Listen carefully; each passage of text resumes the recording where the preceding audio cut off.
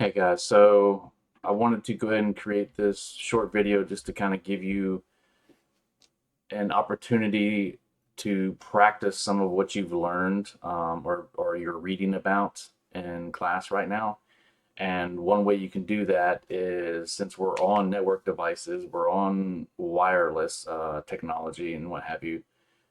What you can do is you can sign into your home router and kind of start poking around in there and get some idea of how your network is set up and how it may be configured, right? So now, for me personally, my network router is the address is 192.168.1.254, and if you're uncertain which one is appropriate for your home network, you can just go down. You can run the command. So you open a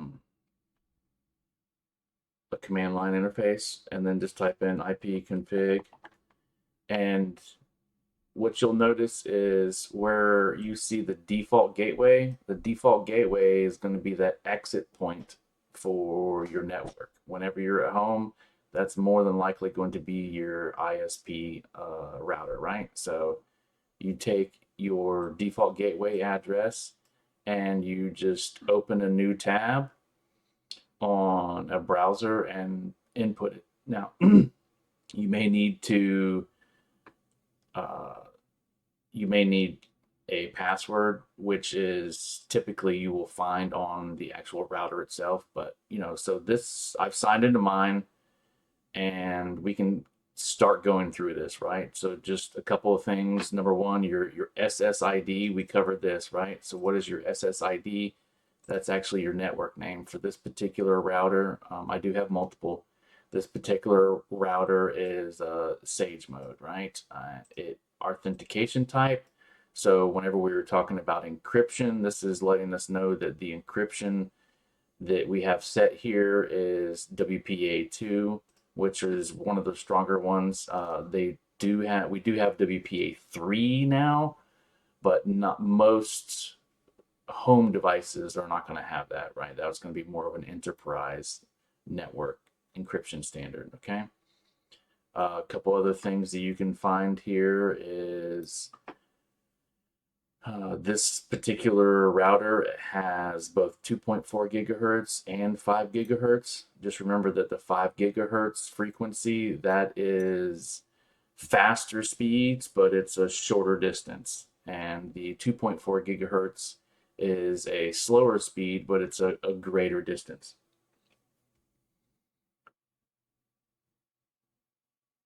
Now, this particular machine, it will actually give you the MAC addresses, the IP address, and the activity, the status, the connection type, and just some additional information about each device that is actually on your network, right? So just so you know, one other thing that we may look at here is Slack, right? We covered Slack. Slack is the a way that IPv6 devices can actually produce their own IP addresses without having to use a DHCP server. All right, system information. We don't really need anything here, but remote access. This is, you can, let me go ahead and sign in real quick.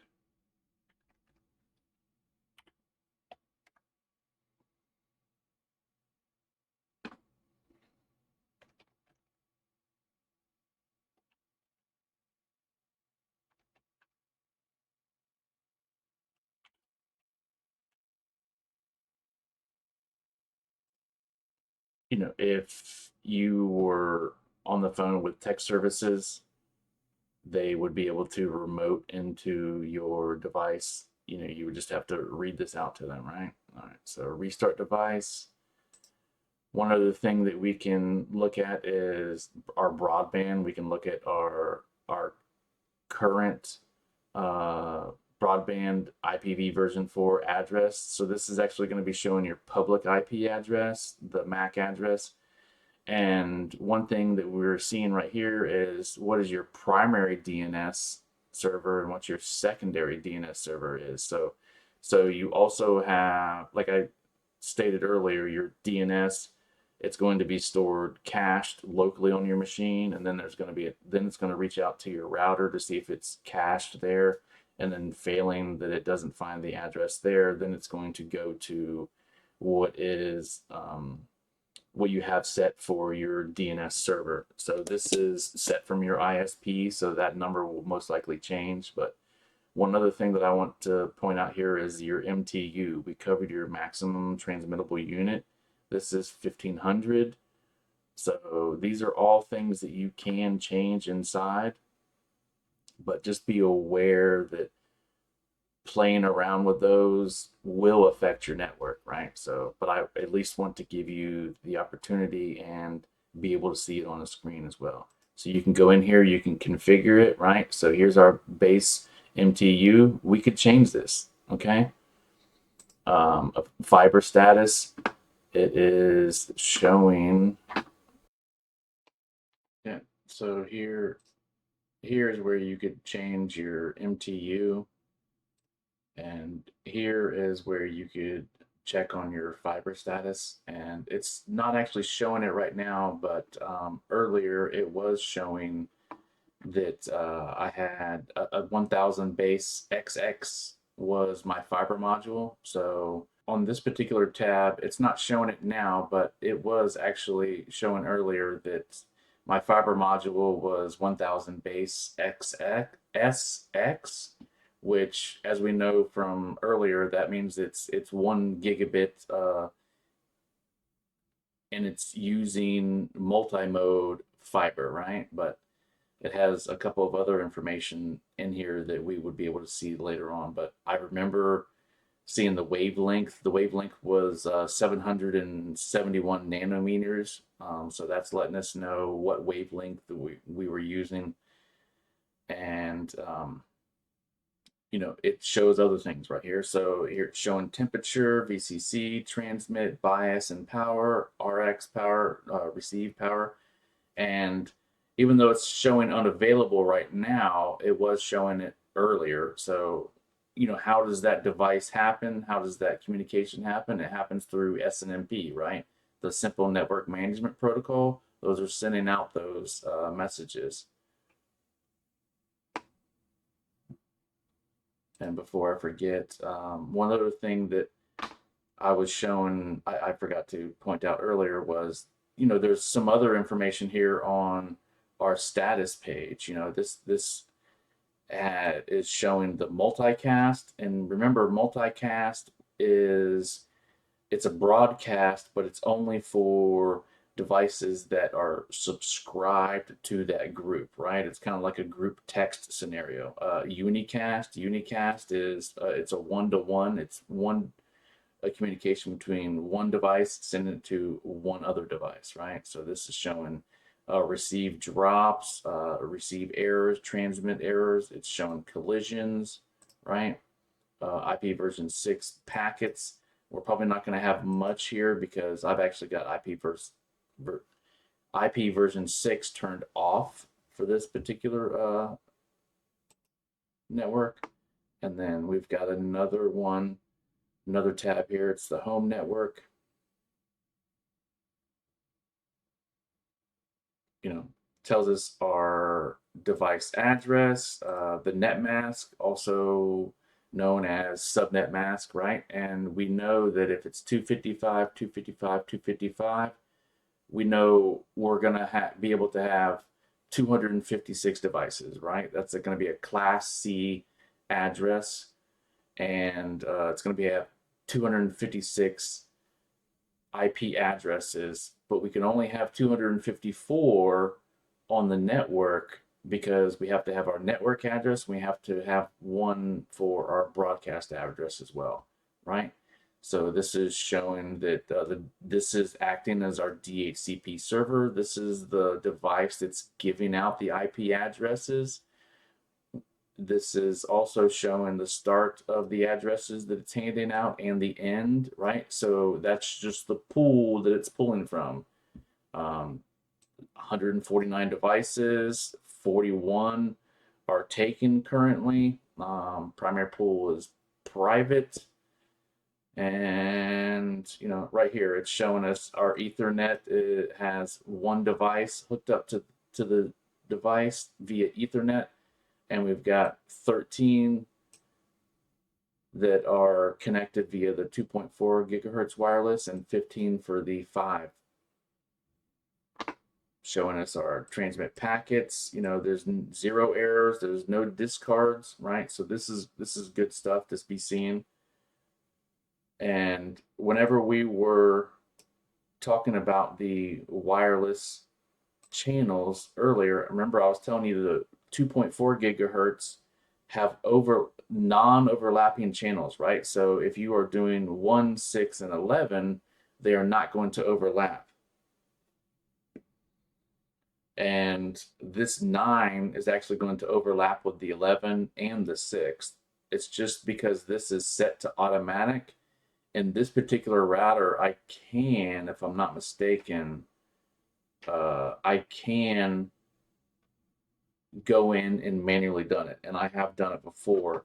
If you end up using that NetSpot tool that I was telling you about earlier, you can go sign into that, find out what are the Wi-Fi signals around you, and adjust accordingly, right? If somebody's using 9, make sure you use 1 so there's absolutely no interference. This is just for whatever reason it's set up to scan automatically and do it.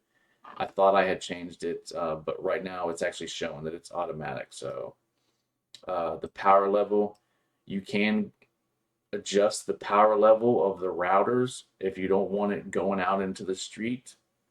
Once again, SSID, which is just network name, the security, MAC address filtering. This is if you want to only give out IP addresses if you have an active MAC address table, right? So if you don't match that MAC address that's on your table, you're going to get an automatic denial.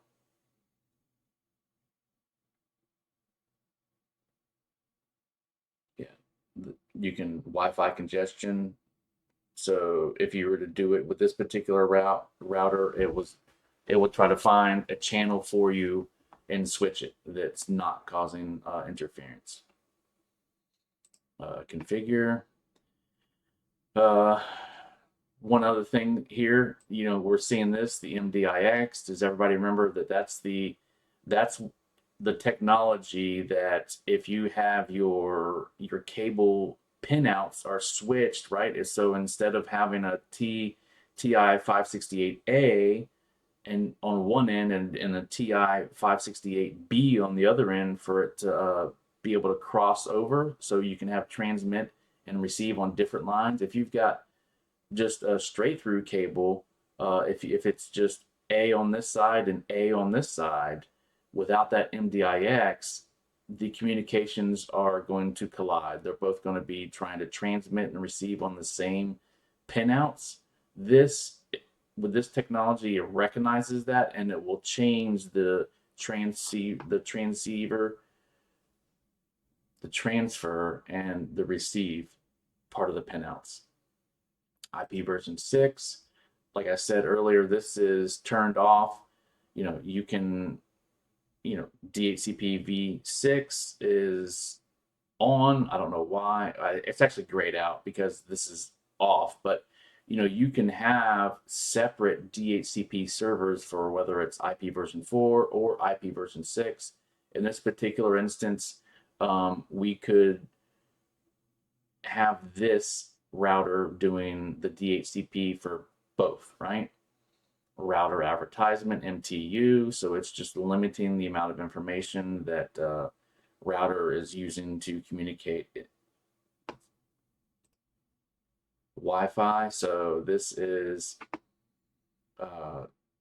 where you can go in and change your Wi-Fi name. You can change your password. You can actually turn off WPS, right? So WPS, you should want to have turned off anyway, just because it's an easy way for someone to gain access to your network.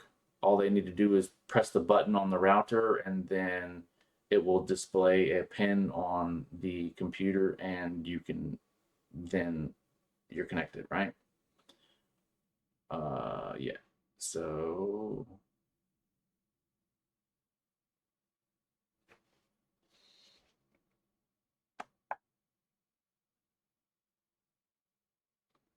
one thing I want to point out here is that this particular router, it lets me actually keep my guest networks totally separate from the home network, right? Do you see right here that this is changed the subnet?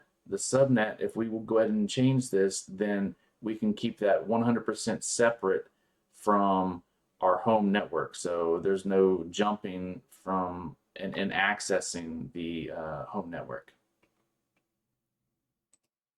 Once again, MAC filtering. This one, it's in this particular one, it's disabled, but you can choose to only allow devices that are filtered through a MAC address table.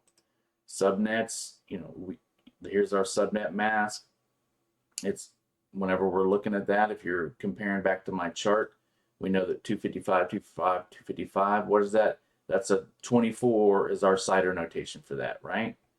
If it was 255, 255, 255, 128, then we know that that's a CIDR notation 25, and we know we have two networks that are only 128 IP addresses wide, right? This is setting this up as the DHCP server.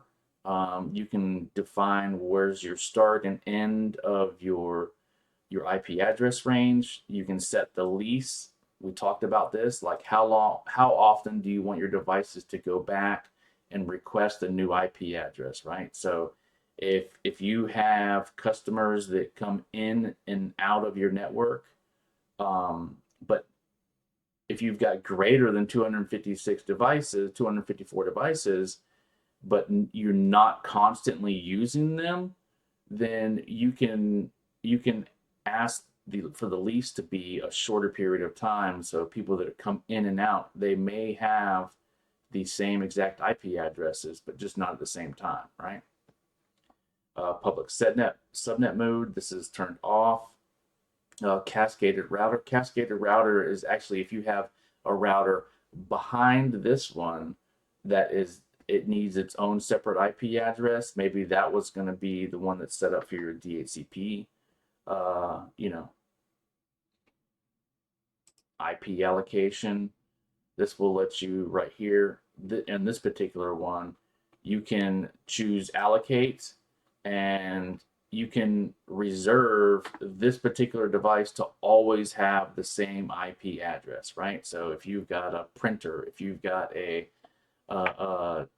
NAS storage, a network attached storage, that if you have a syslog server, right? So if you have got specific devices on your network that you want it to always default to that IP address, this would be one way you could set it up. You would allocate or you would reserve that IP address. All right, so we don't have voice. Firewall, the packet filter is on. You can come in here and take a look at this. If you notice, there are some firewall rules automatically set on this router. It automatically drops packets that are the destination port is 80, right? So it's forcing you to use a secure version of a web browser. It's not letting you use the unsecure. It's not letting you use HTTP, right? It has to be HTTPS. Same scenario here. And you notice the address. So this is for if it was IP version 4, right? And this would be for IP version 6. How do we know that? Because if you actually look, you remember whenever we were discussing IP version 6, whenever you do the shorthand notation, you're removing leading zeros. You just put the double colon right there, right? drop packets. 21, right? So 21 telnet, which, like I said, like I told you guys earlier, telnet is whenever you are trying to remote access a network device. But whenever you do that, everything that you're communicating with that device is in the clear. It can be seen if you are on that network, you're transmitting it. There's no encryption. Everybody can see it, right? And there is actually right here, if you ever just go Google Telnet Star Wars command video, and someone with, or maybe a bunch of people with extra time on their hands, they created a recreation of the Star Wars video, but it's all through ASCII codes, right? So let me see if the ad shows it. Yeah, right here. So iEDI is a technology company that provides API and EDI solutions in Europe and USA. I'll have to skip through this. Hello guys, this is Start menu, and then press. This is really amazing because this has. See, you can so watch the entire movie. We're now starting to watch the and this is pretty awesome version of Star Wars. They really can't speak, but the way they are.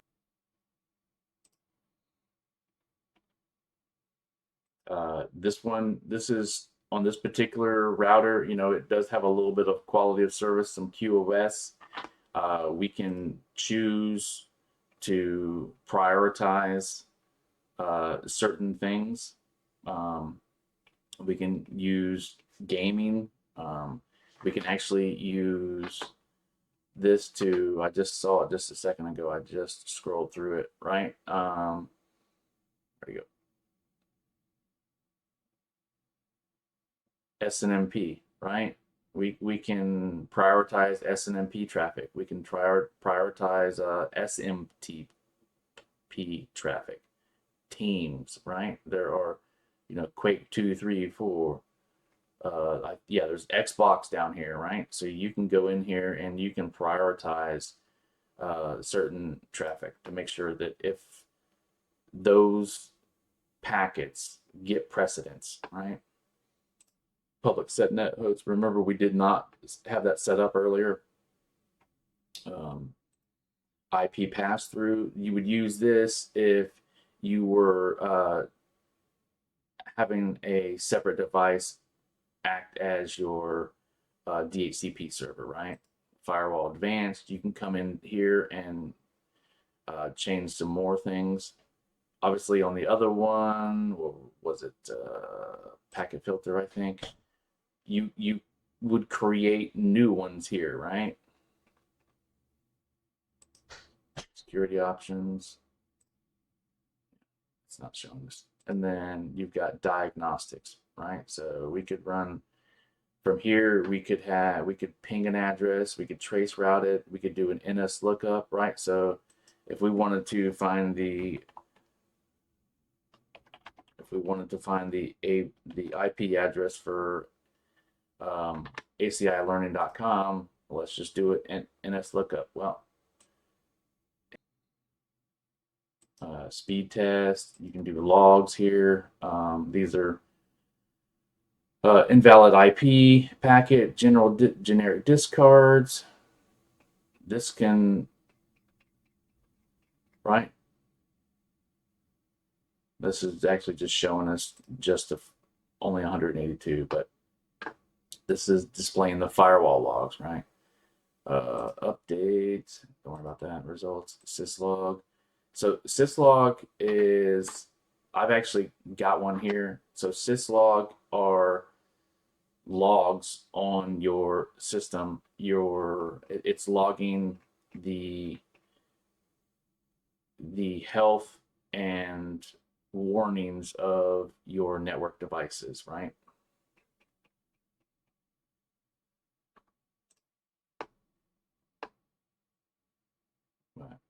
See if I go turn this on and I save this. Changes saved. A free version of the syslog server from SolarWinds. It's Kiwi syslog server. And you can see here, this was some of the information that it had sent me earlier today.